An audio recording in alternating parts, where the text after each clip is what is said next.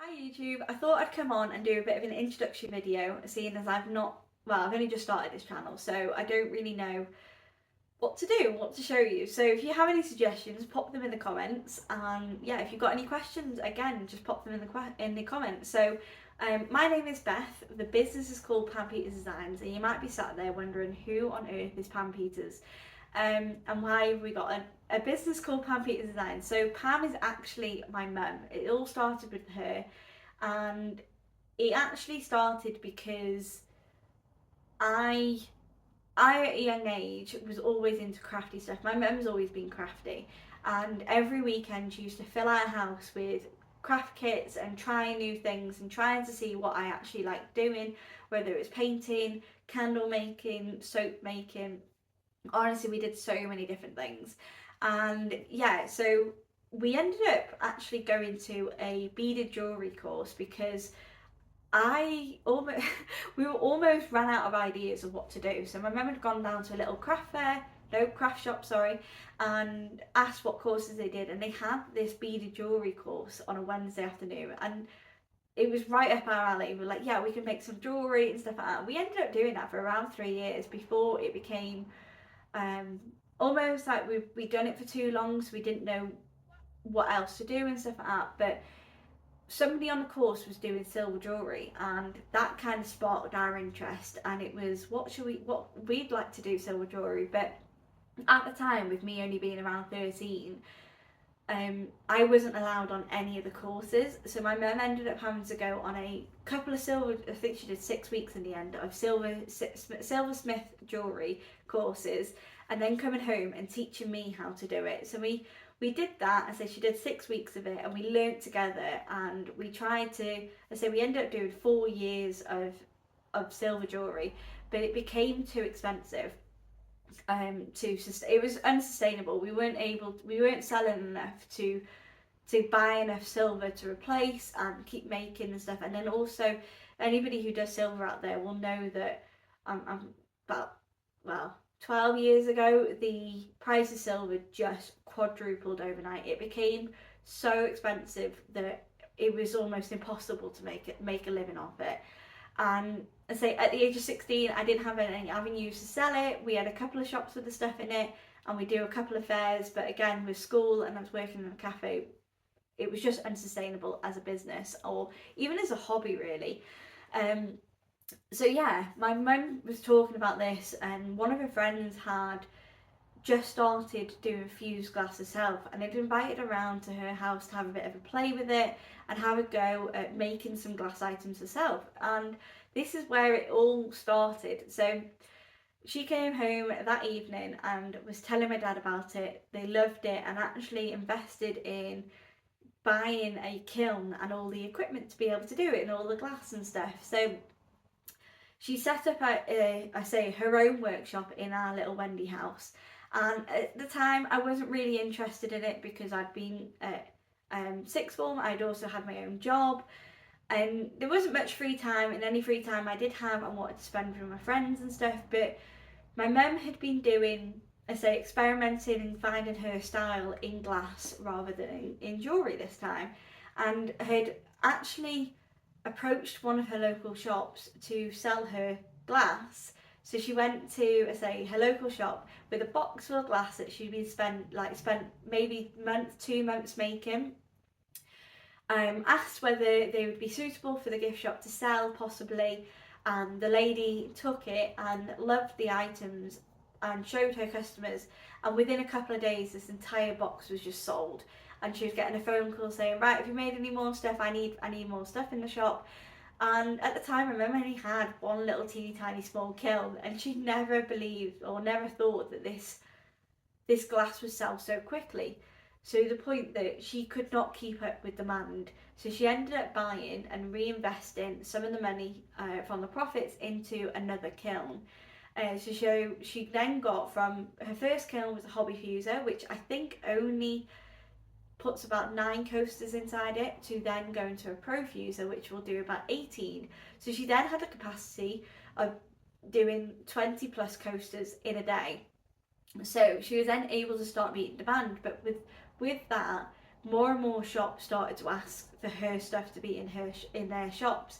So the demand got bigger and bigger and bigger, and it came to a point where one Christmas she was so stressed trying to get all the stuff done that she actually wrote, or basically asked me and my brother to come and work for her one day a week and try and make some stock. Now my brother didn't really take to it. He's not really a crafty person, but as soon as I started, I loved it, and I kind of wish that I started at the same time as she did. Um, and yeah, we just started making and making, and I fell in love with it, of the learning of it, and also the cutting, and also the material itself and the way that it works. It's such a versatile material that you can do so much with it. And yeah, I say that was whilst I was at sixth form. So I did end up going to university to do contemporary art and practice, and I ended up actually experimenting with quite a lot of other techniques. They didn't have glass in that university, but I ended up specialising in ceramics. So at university, the idea was that I would come home from uni and build it into a business that we could do ceramics and glass. But whilst I was at uni, I actually built the glass so much because I was coming home every single holiday. As soon as I had any free time coming back from uni, I'd take the 5-hour journey it took from Bath all the way to North Wales to make as much as I possibly could. We set up an Etsy shop, and we basically put the stock out, and every evening my mum would pack the orders, and on the way to work take them to the post office and send them off. And she did this for the whole 3 years that I was at university, and of course she was making her own stock as well as in between, but I would be full time the moment I'd get home, trying to make as much as I possibly can to build a business, so that when I came home from university and after I graduated, that I had something as a starting point. So yeah, that's so flash forward to when I finished university. I went home, built enough stock for about a month. I built stock consistently, and I just kept going and going and going with it, because we'd actually booked on to do quite a big fair. It's the biggest fair we'd done at the time. It's called the Eisteddfod, if anybody knows. It's actually a 10-day Welsh like festival competition show thing, but it was 10 days, and we'd got quite a big plot, like stand, and it was like, right, I need enough stock to fill it, enough variation, and enough obviously back stock. And I'd worked so hard on building the stock that I'd actually spent every single penny that we had as the business the business funds that we'd grown, and put it all at risk basically by doing this show. So much so that if I hadn't have made a single sale on the show, I wouldn't have been able to put petrol in the car to go to the actual show to sell. But thankfully it was a huge success. We had swarms of people trying to buy at the same time, and it was just a turning point, I think, for me, because I could see the reaction, whereas selling online, we get the reviews, but you don't necessarily get to see the first reaction of a product. And from then we actually picked up a few other gift shops who saw our stuff there, loved it so much that they wanted to stock their own shop with it. And that's where I was like, we need to get our stuff into as many local or even far wide gift shops and small businesses that we could possibly get into, to try and build this business to a global one. And from that show, huge success, I then decided to do a bit of another big risk and book a big well, it's not a big trade show, it was a trade show, but it was a small one, but it featured all handmade businesses.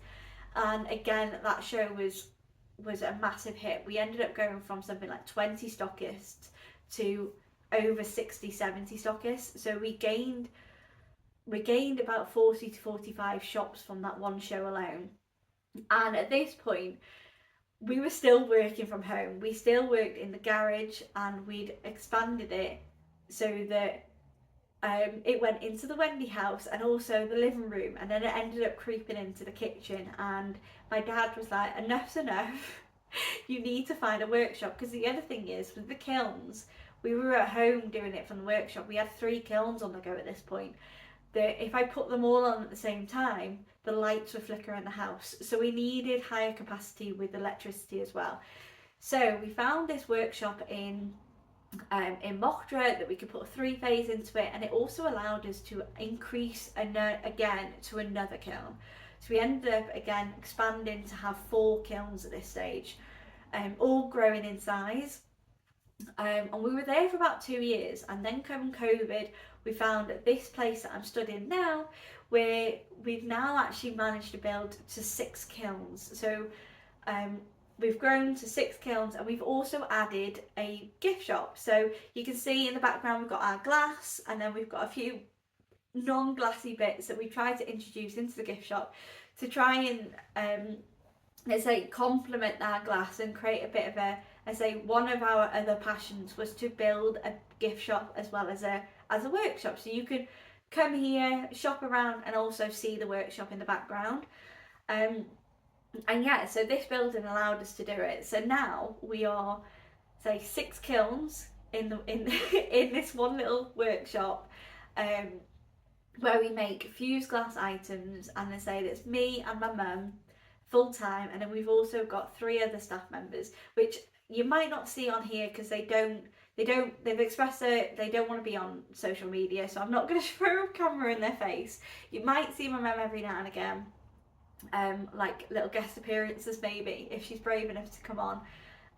But yeah, this is where we're at now. We're in say a workshop in North Wales with 6 kilns, and we're stocking around 250 shops with our items, and that is across the world. So we've got some in America, Canada, New Zealand, Germany, and it's just, I still have to pinch myself every time I say that. Like, if you've ever seen our stuff in any of your local shops, or when you've gone travelling and you've seen any of our pieces, then let me know where, because I love to hear when people have seen, we call it Pam Peters Designs in the wild.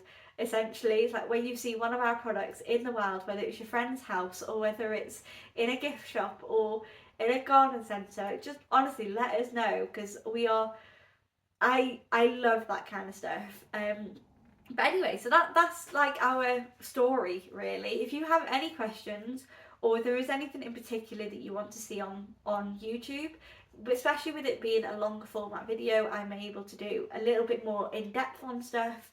Then yeah, let me know in the comments, and don't forget to hit subscribe, because then hopefully you'll be able to follow along with the journey and see a little bit more behind the scenes. But anyway, I hope you enjoyed that. Thank you. Bye.